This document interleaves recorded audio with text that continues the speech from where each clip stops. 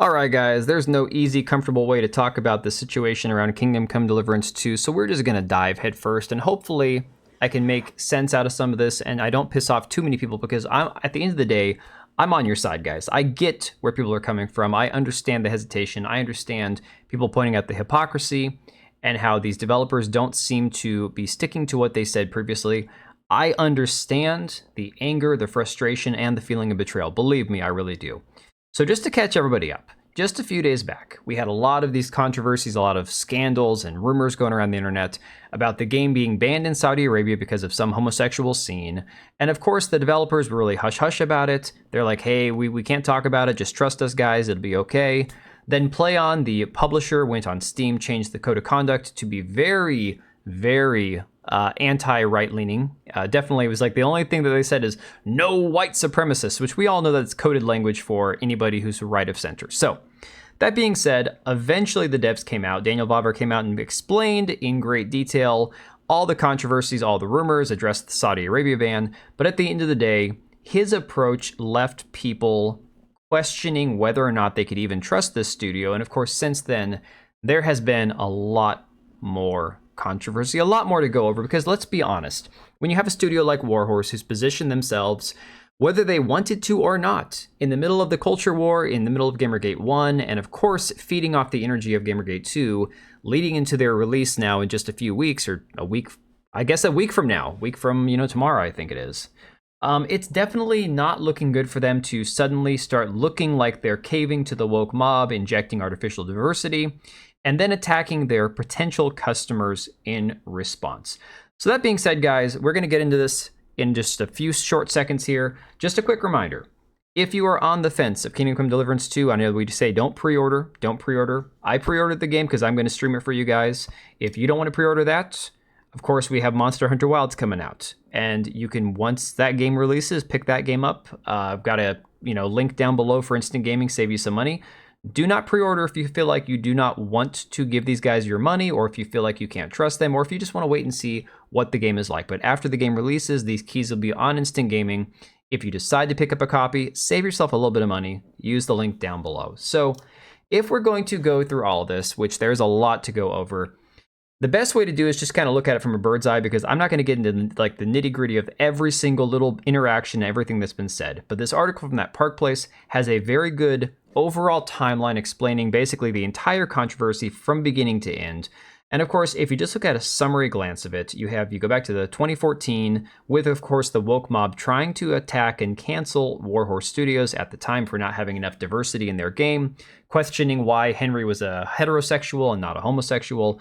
And of course, the developers at the time came out and said, well, we are making a game set in a period of time where it was a Christian people, and Henry's a Christian heterosexual man. And he's not a Henry in a wheelchair. He's not Henry who's a gay guy. He's Henry. He's a bohemian Christian man. So you're not playing you're playing Henry. Now that kind of flies in the face of what we're seeing with the sequel, where Daniel Vavra has since come out and said, oh no, Henry is not Henry, you are Henry. Which, again, if we're playing a traditional RPG where you can create your own character, I would even make the argument that technically any game that has the built-in option for you to romance men or women, your character is always bisexual because the option's always there. Doesn't mean you have to act on it. Unlike that, though, I understand the argument that this would be like making Geralt gay if they decided to do The Witcher 4 with Geralt instead of Ciri, and then all of a sudden, Geralt went from being straight for 100 some odd years to where now he's gay. It wouldn't make much sense, and I understand the confusion and why this has upset a lot of people, especially when people address the fact that Warhorse is now owned by Embracer, and Embracer's excessively woke. So I understand the feeling of betrayal when it comes to that. Of course, like I said, a lot of this came from the Saudi Arabia ban, and it's a very strange thing because I actually had somebody in my YouTube chat from Saudi Arabia last night telling me that they cannot buy this game in Saudi Arabia, despite the fact that Daniel Vavra came out and clarified in this initial Twitter thread that was like 10, posts long, that the game was not banned that he knew of in Saudi Arabia. And yet I have people who claim to live in Saudi Arabia now telling me the game is banned in Saudi Arabia. So this is a very weird situation. I'm not sure what to believe. I've tried looking this up. There's no updated information as of right now about a Saudi Arabia ban, and I have no way of verifying it for myself. So if anybody in Saudi Arabia or anybody has any way of finding out if the game is banned or not, please let me know in the comments down below, because I have tried looking for this and I cannot find it anywhere. So that being said, then of course we get into the issue, like I said, of the black man in the game and the gay romance option. Well, the gay romance option I can almost look at as a desire to put a secondary mechanic in the game that didn't exist in the first game. Now, I understand that that's going to upset a lot of people, and I'm not saying that it needed to be in the game to make it a good game. And frankly, I'm going to play straight because I don't play gay crap in my game. I mean, I'm with you guys there. I don't play any RPG for the last 20 years where you had the option to be gay or straight. I'm playing straight, but that's me. So that being said, if they wanted to do some different twist on it, give people a bird's eye view or a behind the scenes look at what it would be like if that character chose to take that path, I understand possibly the intent of the developer. But unfortunately for them, they decided to tell people years ago that this man is canonically heterosexual and now he's gay. So for me, I just say, you know what? It doesn't make any sense. I understand why people are mad. I'm going to play straight anyways. So for me, that's less of an issue. But of course, there is also the question of the black combat medic who is with the, the villain's army in the game. So this has brought a lot of people out of the woodworks to attack him, apparently for being a Jew, which of course caused him to call everybody Nazis, which again is not a good blanket term to be throwing around, which you don't see it in this post here. It was actually from a Facebook post where Vavra decided to call everybody like the Nazis are attacking him. In this situation, he's talking to one person who specifically, based on his tweets, I have no problem with him using this language. I've said before, I think that it fits the it's a fitting response for the way this guy was speaking to him. That I don't care so much about. Unfortunately, he started calling people grifters, like Rev says Desu. Now, I've had people in my YouTube chat tell me that Rev is a grifter. Okay, I'm not calling anybody grifter because I think the term gets used way too loosely. It's basically at this point, it's like calling something anti-Semitic. It's like calling people bigots or homophobes or racists. Like guys, terms get thrown around so much that they start to lose meaning after a while. However, it was a very bad move, in my opinion, for him to attack a massive YouTuber without even trying to watch the guy's video to clarify what his statements were. So I found this interesting tweet, a more recent response to Daniel Vavra from this person, Heath himself, on Twitter. I think this is a very, very good statement that unfortunately, I don't know if this is even going to make a difference at this point, but I think it helps clarify some stuff. He says, to Daniel and Rev, it's pretty obvious that they're being forced to put some DEI stuff in the game by Embracer. Look at Volition, look at limited run games. This is what Embracer does. Nobody needs to speculate on this. And not only can Daniel not admit it, that if he wants to keep his job, but he has to run interference for Embracer as well. Thus why he can't say anything about the moderator and the terms of service stuff. And of course, we have seen the Steam forums terms of service have switched back to be a little bit more moderate after previously being switched from Playon, the publisher, who's also from Embracer, saying basically don't be a evil, nasty, right-wing white supremacist here. It was very, very targeted language. He says, and being caught between that rock and a hard place is probably what put him in the bad mood when he was making the tweet. He's a based dude trying to make a based game, but with unbased overlords that he can only do so much about. And if he wants to keep his position long enough to see the paycheck, he has to toe a line or two. I get that, Rev gets that, I think Daniel gets that, whether he's allowed to say that actually going on or actively says to the contrary, I think we all get that. At the same time, he stepped a bit out of line when he called you a grifter, as we're dealing with a lot of real honest-to-God grifters in the community right now, and he named some YouTubers, obviously. And the fact that Daniel went the Alyssa/Paul Tassi route and went for the grifter label right out of the gate is about the worst thing you can call somebody in this space right now, especially for not having even watched the video.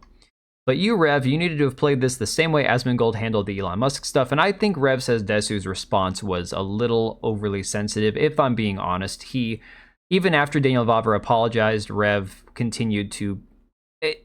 I don't want to be mean, but it seemed like he was whining and crying a little bit too hard. You needed to act like this was something that was so beneath you that it'd roll off you easily and never really bothered you much in the first place, because when you don't do that, when you act strongly tilted this much, even after the dude essentially admitted that he effed up, it makes it seem like maybe, just maybe, he struck a nerve somehow. Like maybe there was more truth to what he was saying than you'd care to admit. I don't know, man, that's just how it comes across. You gotta roll at the right time on this stuff, like Dark Souls, else you're gonna be caught out in the open, just saying. Vavra then responded and said, it's sad when an adult says these days that he was not forced to do anything, that it was his artistic decision, that everybody is still desperate to look for some dark, deep conspiracy behind it. Now, before we get to the response from the guy that had originally messaged him, this still isn't going to satisfy people because, once again, if you go back to 9 years ago on forums when they asked him, are you going to have gay characters, or is it going to be, gay options? Are you going to have diversity? And they said, no, Bohemia is white. It wouldn't make any sense. No, we're not going to have gay, options for Henry. He's straight. Now the justification is we have the funds to do it. We have the manpower to do it. The first game we were lacking the resources. I don't know how that honest to God answer from the developers was a serious answer, that they didn't have the resources to make Henry gay in the first game, but that's what they claimed. So you can either not believe it or you can roll with it and go, okay, kind of weird, but fine. But unfortunately, at this point, he just doesn't understand. I don't think that Daniel Vavra is aware of the situation where people have just been noticing these patterns for so long that even if we're going to be generous and give Daniel Vavra 100% credibility and say, okay, fine, you're telling the truth right now. There's no conspiracy behind it. It was your decision. It's going to work great. Fantastic. It's still really hard to believe. So I understand people who are still hesitant to believe anything he's saying right now. So this guy Heath then responds and says, personally, I'm just trying to make all the pieces fit. If there wasn't any sort of issue whatsoever with what was in the game, if it was 100% your plan and your idea, I figure you would have commented on it via tweet as such immediately. Instead, it was several days before you got your reply out, all the while listening to what I'm sure was hundreds of us going, what's this? What is this about, Daniel? What are these rumors? Can you comment on these rumors, Daniel? And the only reply you gave in the interim was to the highlight and signal boost / put on blast the one blatant Nazi spouting the concerns. And again, I think this goes to the heart of the issue, this PR disastrous nightmare that unfortunately Daniel Vavra himself has contributed to, because he decided to respond to the absolute worst people he could have, rather than people who were genuinely reaching out, searching for answers. Then on top of that, you can't get past the fact that you have really not mentioned any of the community manager terms of service stuff that's been going on, and that's been clearly instituted down from on high by the overlords I mentioned. So clearly they're paying attention and they're trying to puppeteer some stuff over there in the Steam community. What have you? So there's another piece that needs to fit and didn't fit with what the official story was. I apologize if you were offended by my own attempt to try to give you as much of the benefit of a doubt as I can, but we still have to make all the puzzle pieces we have fit together, dude. We're not conspiracy theorists obsessed with dark conspiracy theories, just because we're guilty of noticing big glaring discrepancies and things out of place. You're talking to gamers here, man. We solve puzzles, we unravel mysteries. We don't just forget plot holes. You of all people should know this about us. And I think that honestly very well encapsulates the feeling that a lot of people have right now. And like I've said, I'm still buying the game. I'm still going to play it because I don't know that these couple of changes in the game are going to affect anything for me playing the game any different than the first game in the long run. And, if there is a bunch of woke BS crap in it, then it's going to come out in the game. So as you start to see reviews and people who played it early on, we're going to know ahead of time. But what is interesting that I want to wrap up with is what I've noticed. He's talked a lot. Daniel Vavra, if you go to his Twitter page, he has talked a lot the last week or so about the game climbing in the sales. It seems like the more he lashes out, the better the game does, which is very strange to see. This is counterintuitive to anything that I would have ever thought would have worked as a sales tactic to, be as loud and verbose and as aggressive as possible with trolls online. Okay, it's one thing if it's like, okay, we're in the culture war and we're on the anti-woke side of things, and he's going after a bunch of lefties. Oh yeah, we're going to buy this game. Let's go, But when he's fighting people who are on his perceived side, and the game still sells well, it's a very strange situation. You can see at one point, it went all the way up to number 15 in top sellers, number 10 in wish lists. Now, currently, the game has kind of settled back down to earth. It is currently number 21 overall on Steam sales, but when you revise the filters to be single-player games only, and you get rid of the free games, it's still sitting at number 11, behind Dynasty Warrior Origins and Monster Hunter Wilds. So this is going to be very interesting to watch, and one thing I will say about that, people have been hyping up Monster Hunter Wilds over Kingdom Come Deliverance 2 because of the perceived wokeness in Kingdom Come. But I gotta tell you guys, Monster Hunter Wilds, they're pulling the same Type A, Type B body shit that we've seen other studios abandon, like the guys that made Lords of the Fallen, because they realize that people are sniffing this crap out and they want nothing to do with it. So keep an eye on it. I mean, look, Monster Hunter Wilds, a lot of people have been looking forward to, same as Kingdom Come. And of course, once people start to realize, wait, what's this body type crap in my game?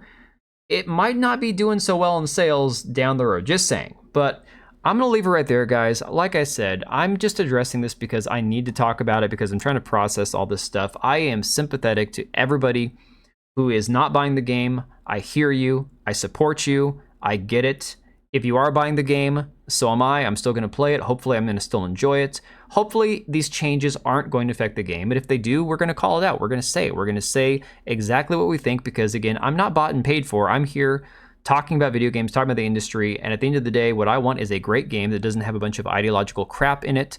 So hopefully, despite all the controversy, that's what we're going to get, guys. But I'm going to leave it right there. Thank you guys so much for hanging. I know it's been a rocky week or two. This has been a lot. Mentally, very exhausting, but I'm gonna leave it right there. Share your thoughts down below, and I'll catch you guys on the next one.